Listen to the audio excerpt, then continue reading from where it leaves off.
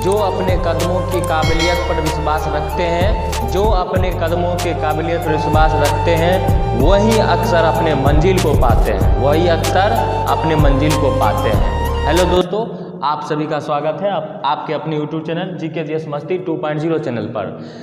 दोस्तों, जैसा कि पता है हमने आपका मौलिक अधिकार जो है पढ़ाए थे। मौलिक अधिकार में हम आपको कुछ टॉपिक को बताए थे, कुछ बचा हुआ था, उससे जहाँ तक बताए थे उससे आगे हम आपको आज बताएंगे। चलिए पुनः एक बार देखते हैं मौलिक अधिकार के बारे में। मौलिक अधिकार जो है वो भारतीय संविधान में भाग 3 में वर्णित है और यह USA के संविधान से लिया गया है। यह 12 से 35 के अनुच्छेद के बीच में है। इसको मैग्ना कार्टा भी कहा जाता है। भाग 3 को मैग्ना कार्टा भी कहते हैं। दोस्तों, मैग्ना कार्टा क्या है इसके बारे में जानते हैं। मैग्ना कार्टा ये है, यह जो है ब्रिटेन में राजशाही जो होते थे वो मजदूर लोगों को जो है यह अधिकार दिया गया था, कुछ अधिकार मैग्ना कार्टा के रूप में दिया गया था, उसको मैग्ना कार्टा नाम दिया गया था। तो इसीलिए इसको मैग्ना कार्टा दिया नाम कहा जाता है। ये ब्रिटेन से लिया गया था मैग्ना कार्टा को, इसीलिए इसको हम लोग कहते हैं मौलिक अधिकार को मैग्ना कार्टा भी कहा जाता है। चलिए दोस्तों, उससे आगे चलते हैं। इसमें हम आपको बताए थे समता या समानता का अधिकार में 14 से 18 के अनुच्छेद के बीच में हम सारे चीज़ को कवर कर दिए थे, सारा कंप्लीट हो चुका था। उसके बाद हम लोग बढ़ेंगे स्वतंत्रता का अधिकार में। इससे पहले हम जानते हैं पहले मौलिक अधिकार की संख्या 7 थी, लेकिन एक अधिकार को हटा दिया। वो अधिकार था संपत्ति का अधिकार। संपत्ति का अधिकार वो कानूनी अधिकार है। वो जो है 1974 44वां संविधान संशोधन के तहत 44वां संविधान संशोधन के तहत हटा दिया गया था। किसको हटा दिया था? तो आपको याद रखना है संपत्ति के अधिकार को, और संपत्ति के अधिकार को हटा के कानूनी अधिकार 300 के क में रख दिया गया। 300 के क में यह रख दिया। अब यह संपत्ति का अधिकार कानूनी अधिकार है। दोस्तों, कभी कभी आपसे क्वेश्चन भी पूछा जाता है, जो संपत्ति के अधिकार को कैमे संविधान संशोधन के तहत हटाया गया, तो आपको याद रखना है 44वां संविधान संशोधन। कब? तो 1978 में। इसको याद रखना है। चलिए आगे बढ़ते हैं। स्वतंत्रता का अधिकार में हम आपको 19 के बारे में बता दिए थे, 19 तक आपको कंप्लीट कर दिए थे। अब हम 20 के बारे में बताएंगे। 20 के बारे में आपको बताए थे 1, 2 और 3। 20 के बारे में ये बताए थे, 1 में बताए थे कि कोई भी व्यक्ति है, अगर मान लीजिए 1995 में उसके खिलाफ एक सज़ा सुनाया गया, अपराध किया और 1995 में अपराध किया, उस समय अपराध किया, तो उसी समय के कानून के अनुसार उसकी सज़ा होगी, ना कि 10 वर्षों के बाद जो नियम चल रहा है उसके ऊपर होगा। नहीं, तो उस समय का जो कानून होगा उसी के अनुसार से उसको सज़ा दी जाएगी। ये अनुच्छेद 20 कहता है। ये अनुच्छेद 20 कहता है अपराध दोष सिद्ध। उसके बाद था गवाही। उसको अपने आप के लिए, गवाही के लिए बाध्य नहीं किया जा सकता है। ये 20 के अंतर्गत ही आता है। ये 20 के अंतर्गत ही आता है। तो समझ गए अपराध दोष सिद्ध क्या हुआ। इसके अंतर्गत कोई भी व्यक्ति अगर जो अपराधी करता है, 10 साल पहले अपराध किया, 1995 में मान लीजिए कोई व्यक्ति अपराध किया, तो उसी समय के कानून के अनुसार जो है उसको सजा दी जाएगी। ये आपका 20 का 1 है। उसके बाद है गवाही जो है वो उस गवाही देने के लिए खुद को वह बाध्य नहीं किया जा सकता है। चलिए दोस्तों, अब हम लोग 3 पर बढ़ेंगे। अब हम लोग 3 पे 3 पे बढ़ेंगे और 3 में आपको एक अपराध के लिए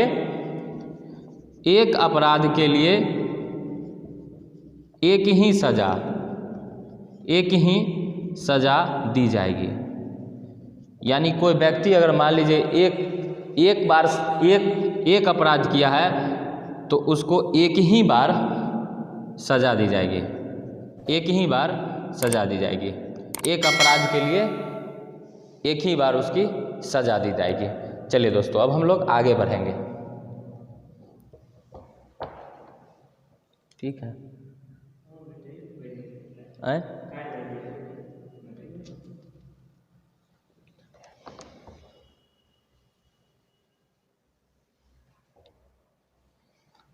अब हम लोग अनुच्छेद 21 के बारे में जानेंगे। अनुच्छेद 21 कहता है प्राण एवं दैहिक स्वतंत्रता, प्राण एवं दैहिक स्वतंत्रता, प्राण एवं दैहिक स्वतंत्रता अनुच्छेद 21 कहता है। अनुच्छेद 21 कहता है प्राण एवं दैहिक स्वतंत्रता, यानी जीवन का अधिकार, इसको हम कह सकते हैं, जीवन का अधिकार हम लोग कह सकते हैं। अब दोस्तों आता है 21 का ए। 21 का ए कहता है कि आपको 6 वर्ष से 14 वर्ष तक के बच्चों को निःशुल्क शिक्षा दी जाएगी, निःशुल्क शिक्षा दी जाएगी। आपका अनुच्छेद 21 ये कहता है कि कोई भी बच्चा अगर 6 वर्ष से 14 वर्ष तक के बीच है तो उस बच्चे को निःशुल्क शिक्षा दी जाएगी।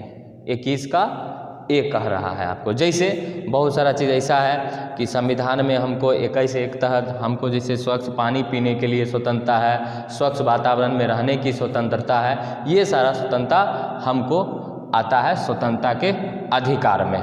चलिए अब हम लोग चलेंगे अनुच्छेद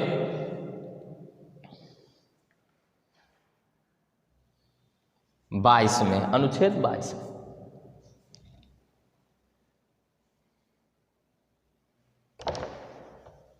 अनुच्छेद 22 में चलेंगे। अब अनुच्छेद 22 गिरफ्तारी के संबंध में, अनुच्छेद 22 जो है वो गिरफ्तारी के संबंध में, गिरफ्तारी के संबंध में। देखिए दोस्तों,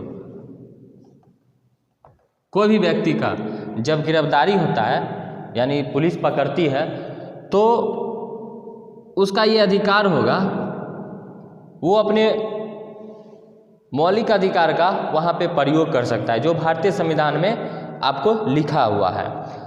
वो व्यक्ति पुलिस से वो कारण पूछने का अधिकार, कारण पूछने का अधिकार, कारण पूछने का अधिकार, वो कारण पूछ सकता है। वो क्या कर सकता है? कारण पूछ सकता है कि हमें जो गिरफ्तारी हो रही है वो किसके कारण हो रही है। उसके बाद है दोस्तों, उसके बाद वो पूछ सकता है, वो कारण पूछ सकता है, कारण पूछने का अधिकार है उसके पास। और उसके पास है 24 घंटे के अंदर, 24 घंटे के अंदर, 24 घंटे के अंदर व्यक्ति को न्यायालय के समक्ष प्रस्तुत करेगा, न्यायालय के समक्ष प्रस्तुत करेगा दोस्तों, प्रस्तुत करेगा, न्यायालय के समय प्रस्तुत करेगा।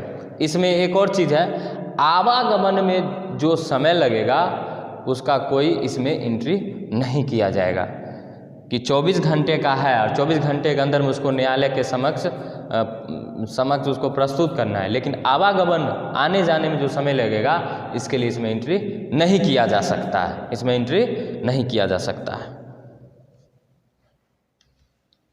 अब है उन्हें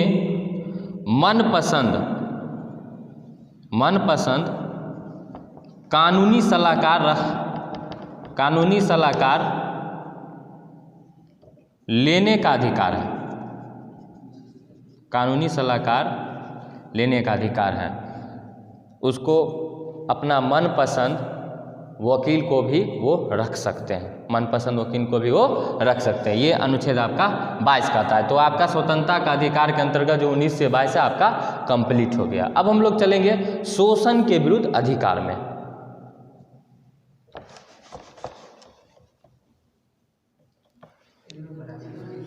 शोषण के विरुद्ध अधिकार में, शोषण के विरुद्ध के अधिकार में आपका 23वां अनुच्छेद है। 23 जो है आपका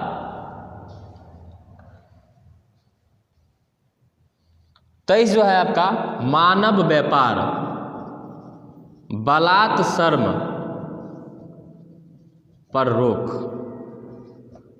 अब ये हुआ जैसे कोई अगर मान लीजिए एक बंधा हुआ रहता है, जिसको हम लोग बोलते हैं बंधुआ मजदूरी की तरह काम करता है, वो आपका नहीं, संविधान कहता है वो आपको कोई जो है बांध के नहीं रह सकता है, ना ही आपको बलात्श्रम मतलब बंधुआ मजदूर की तरह काम कर सकते हैं आप, ये नहीं कहता है अनुच्छेद 23।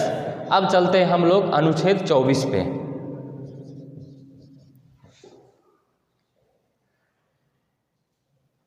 चौबीस अनुच्छेद जो है आपको ये कहता है 14 वर्ष से कम, 14 वर्ष से कम वाले बच्चों को, जिसकी उम्र 14 वर्ष से कम है, बच्चों को कारखाने या किसी भी दुकान में काम करने पर रोक, काम करने पर रोक। ये आपका अनुच्छेद 24 कहता है। इस अनुच्छेद के तहत जो बच्चे 14 वर्ष से कम हैं उनको जो है आप कोई कारखाना में नहीं ले जा सकते हैं, ना ही उसे काम करवा सकते हैं, जो आपका अनुच्छेद 24 में है। चलिए यहाँ तक आपका कंप्लीट हो गया, यहाँ तक आपका कंप्लीट हो गया। चलिए दोस्तों अब चलेंगे हम लोग धार्मिक स्वतंत्रता के अधिकार पे। अब हम लोग धार्मिक स्वतंत्रता का अधिकार को जानेंगे। धार्मिक स्वतंत्रता का अधिकार क्या है? अनुच्छेद 25 से 28 के बीच में। तो 25 कहता है धर्म मानने, आचरण प्रचार करने में, धर्म मानने और आचरण प्रचार करने में यह अनुच्छेद 25 है। जैसे आप लोग देखते होइएगा कि सिख धर्म को मानने वाले लोग जो होते हैं वो पाग पहन कर चलते हैं, वो पाग पहन के चलते हैं, उनको पाग पहनने की आज़ादी, यानी उस धर्म के मानने वाले लोग को पाग पहनना अनिवार्य है। यह अनुच्छेद 25 के तहत कहा गया, उनको आज़ादी दी गई है धार्मिक स्वतंत्रता के अधिकार के अंतर्गत। 26 अनुच्छेद है धार्मिक प्रबंधन की स्वतंत्रता। वो कोई भी धार्मिक जगह का प्रबंध कर सकते हैं, वो अनुच्छेद 26 का है। कोई भी जगह अपना प्रबंधन कर सकते हैं, धर्म का प्रचार कर सकते हैं। 27 में कार्यों को संप्रेषित, मतलब संप्रेषित का मतलब हुआ जैसे कोई भी चीज़ को, मतलब जैसे कोई धर्म के क्षेत्र में पैसा देना और उसके पैसे का जो है धार्मिक कार्यों में उपयोग होना, ये 27 हो गया। 28 हो गया किसी धार्मिक शिक्षा उपासना में उपस्थित होने की स्वतंत्रता। आप किसी भी धार्मिक शिक्षा उपासना में उपस्थित हो सकते हैं, ये अनुच्छेद 28 कहता है। क्योंकि भारत में धार्मिक स्वतंत्रता का अधिकार है, कोई भी व्यक्ति चाहेगा तो अपना धर्म जो है अपना सकता है, कोई भी धर्म को अपना सकता है, धार्मिक स्वतंत्रता का अधिकार है। बहुत सारे जगह ऐसे हैं जो सिख धर्म को मानने वाले भी बौद्ध धर्म अपना सकते हैं, जैन धर्म अपना सकते हैं, वो कर सकते हैं। वो संविधान का आप 25 से लेकर और 28 के बीच में, यह है धार्मिक स्वतंत्रता का अधिकार। अब है यहाँ पे 29 और 30। 29 और 30 का है सांस्कृति एवं शिक्षा संबंधी अधिकार। ये अनुच्छेद 29 और 30 होता है। ये स्पेशली जो होता है यह होता है अल्पसंख्यकों के लिए, अल्पसंख्यकों के हितों के संरक्षण में। 29 कहता है, अनुच्छेद 29 क्या कहता है? अल्पसंख्यकों के हितों का संरक्षण। अल्पसंख्यक जिसकी संख्या कम हो उसके लिए स्पेशली रूप से सांस्कृतिक एवं शिक्षा संबंधी के अधिकार के अंतर्गत जो अनुच्छेद 29 और 30 में है, वो 29 कहता है अल्पसंख्यकों के हितों का संरक्षण। 30 कहता है अल्पसंख्यकों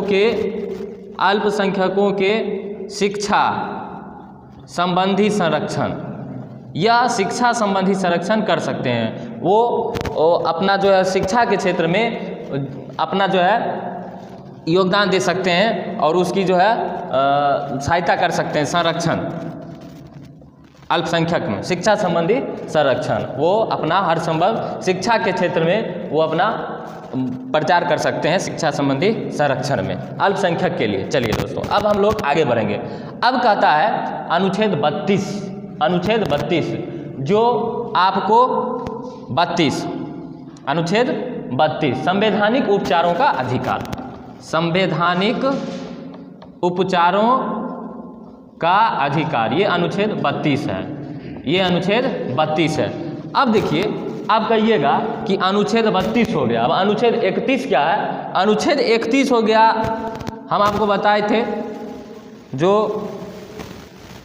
7 मौलिक अधिकार था उसमें से एक को हटा दिया गया था और उसी को जो है अब 300 के को में रख दिया गया है। यह अनुच्छेद 31 हमको बताया जा रहा है। संपत्ति के अधिकार कानूनी अधिकार है, लेकिन वो अनुच्छेद 31 के तहत जो है उसमें कहा जाता है। तो अब है वो क्या कानूनी अधिकार है। चलिए, अब आपका ये 32 हो गया। 32 जो होता है वो संवैधानिक उपचारों का अधिकार होता है, संवैधानिक उपचारों का अधिकार होता है 32। अब जो है इसको जो है भारतीय संविधान का क्या कहा जाता है? आत्मा कहा जाता है। क्या कहा जाता है? आत्मा। भारतीय संविधान का आत्मा कहा जाता है, आत्मा कहा जाता है। किसने कहा था? यह किसने कहा था? यह आप लोग को पता होगा कि भारतीय संविधान निर्माता कौन थे? डॉक्टर भीमराव अंबेडकर। डॉक्टर भीमराव अंबेडकर जी का कहना था कि संवैधानिक उपचारों का अधिकार क्या है? यह भारतीय संविधान की क्या है? आत्मा है, भारतीय संविधान की आत्मा है। अब यहाँ पे कहेगा कि प्रस्तावना क्या है? प्रस्तावना क्या है ये भी आपसे पूछा जाएगा। तो प्रस्तावना को भी हम लोग क्या कहते हैं? इसको भी हम लोग आत्मा कहते हैं। लेकिन इसमें क्वेश्चन पूछेगा कि संवैधानिक उपचारों के अधिकार को आत्मा किसने कहा? तो भीमराव अंबेडकर ने कहा। ठीक है, चलिए अब हम लोग आगे बढ़े। मौलिक अधिकार आपका पूरा समाप्त हो गया। इसमें अब पढ़ेंगे हम कि 32 जो होता है, अनुच्छेद 32 और अनुच्छेद 226, ये दोनों जो होता है वो विशेष प्रकार का रीट जारी करता है। अनुच्छेद 32 जो होता है वो विशेष प्रकार का रीट जारी करता है। अनुच्छेद 32 जो होता है इसके अनुसार यह सर्वोच्च न्यायालय जो होता है, सर्वोच्च न्यायालय भारत का सर्वोच्च न्यायालय। सर्वोच्च न्यायालय क्या होता है? सबसे बड़ा होता है। जो हमारा सर्वोच्च न्यायालय क्या है? नई दिल्ली में अवस्थित है। जो भारत में क्या होता है? एक होता है राज्य के लिए उच्च न्यायालय, और राज्य से जो ऊपर होता है सबसे ऊपर उसको क्या बुलाता है? सर्वोच्च न्यायालय, जिसको क्या कहते हैं? शॉर्ट में बोलते हैं एससी, यानी सुप्रीम कोर्ट। Supreme court. तो अनुच्छेद 32 के तहत जो होता है वो सुप्रीम कोर्ट, और अनुच्छेद 226 के तहत एससी यानी उच्च न्यायालय। उच्च न्यायालय 5 प्रकार का रीट जारी कर सकता है, 5 प्रकार का रीट जारी कर सकता है। तो अनुच्छेद 226 और अनुच्छेद 32 आप लोग समझ गए, ये दोनों मिलके जो है रीट जारी कर सकता है। अब रीट कितने प्रकार के हैं? तो 5 प्रकार के, 5 प्रकार के रीट जारी कर सकते हैं, 5 प्रकार के रीट जारी कर सकते हैं। 5 प्रकार का रीट जो होता है वो क्या होता है? तो वो होता है आपका, पहला होता है बंदी प्रत्यक्षीकरण, बंदी प्रत्यक्षीकरण, ठीक है। दूसरा होता है परमादेश, दूसरा होता है परमादेश, ठीक है। तो बंदी प्रत्यक्षीकरण क्या होता है ये आपको समझना है। ये क्या होता है बंदी प्रत्यक्षीकरण और परमादेश, इन दोनों के बारे में हम लोग जानते हैं। बंदी प्रत्यक्षीकरण हुआ, ये कोई भी व्यक्ति को अगर पुलिस गिरफ्तार करती है तो 24 घंटे के अंदर जो है वो मजिस्ट्रेट के सामने क्या करती है, उसको प्रस्तुत करेगी। यह बंदी प्रत्यक्षीकरण इसको कहा जाएगा। 24 घंटे के अंदर जो है आपको न्यायालय के सामने पुलिस जो है मजिस्ट्रेट के सामने प्रस्तुत करेगी। ये बंदी प्रत्यक्षीकरण हुआ। परमादेश, परमादेश का मतलब होता है आदेश करना। परमादेश का मतलब होता है आदेश करना। आदेश करना, मान लीजिए कोई भी व्यक्ति कोई सरकारी नौकरी कर रहे हैं, ठीक है, सरकारी जॉब में है, सरकारी नौकरी कर रहे हैं, तो वो इसके लिए भी रीट जारी कर सकते हैं कि आप अच्छे से कार्य अपने कर्तव्य का निर्वहन कर रहे हैं या नहीं कर रहे हैं, इसके लिए वो रीट जारी कर सकते हैं। ये आपका परमादेश हुआ। तो चलिए दोस्तों, आप लोग यहाँ तक बिल्कुल समझ गए होंगे। फिर हम अगले वीडियो में हम आगे